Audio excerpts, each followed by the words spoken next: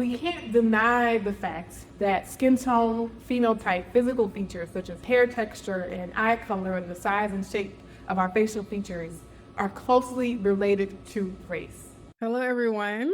This is me, Dr. Sarah Webb. I am glad to be with you all today. I do have some slides to share.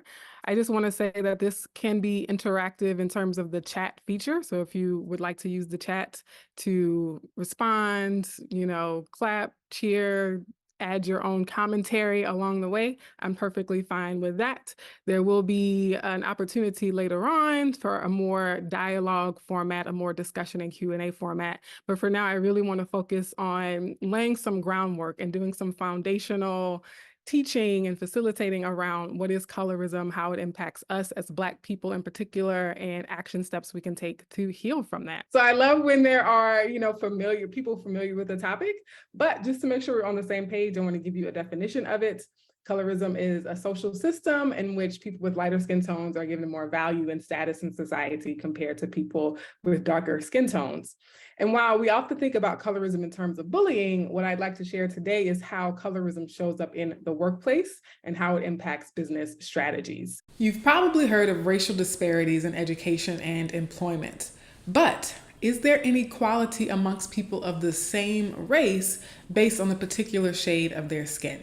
In this video, I'll share some research that might surprise you. Inequalities or discrimination based on skin tone is called colorism, and though it's lesser known and less acknowledged than racism, the studies I'm about to share with you prove that colorism is just as impactful and therefore just as important. And this research speaks to multiple racial and ethnic groups, proving that colorism is a cross-cultural problem that all people should be aware of.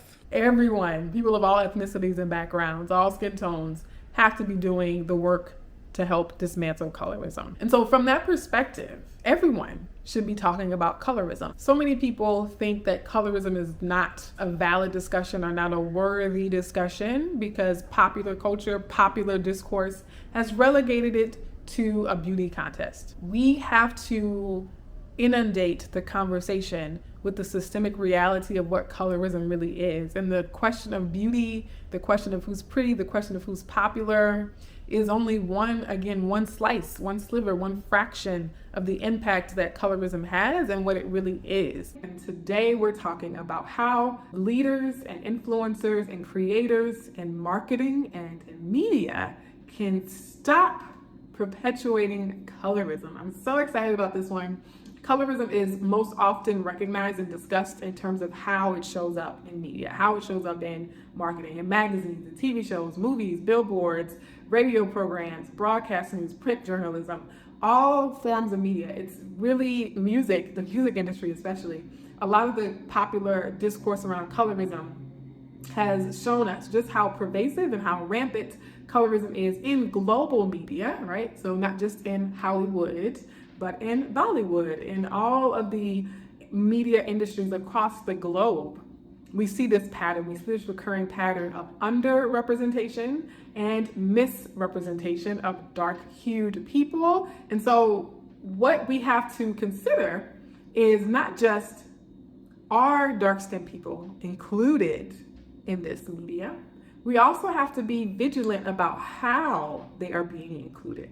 When you're analyzing and assessing the work you've already done, and when you're evaluating the outcomes of work you're doing now and in the future, remember it's quantity, yes, but also quality of representation. Thinking about the social systems, systemic hierarchies, they don't go in reverse.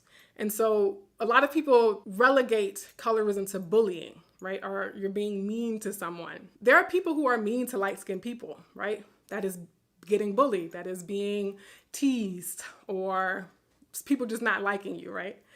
But that does not equate to an entire social system that marginalizes light-skinned people. And so on the left, you have a picture of me and my family, if you're able to view it.